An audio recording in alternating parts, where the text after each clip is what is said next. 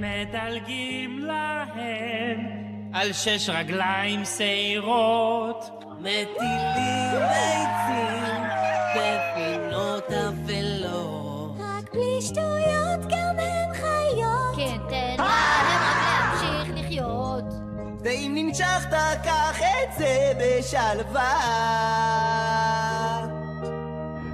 שתציל עכביש כמה טוב אז תרגיש, שתציל עכביש כן, אז אל תהיה כה אדיש ליצור הרגיש, שתציל עכביש, שתציל את העכביש, שנציל עכביש, שוב לא נהיה דור אדיש, שנציל עכביש, תצילו אותם ותנו להם לצאת לחופשי. זה הדיבור החדיש של דור חדש ורגיש, להציל עכביש.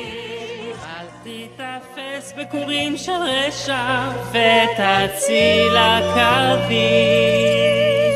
צא לדרך בחורצ'יק. זה גולש מוחלט!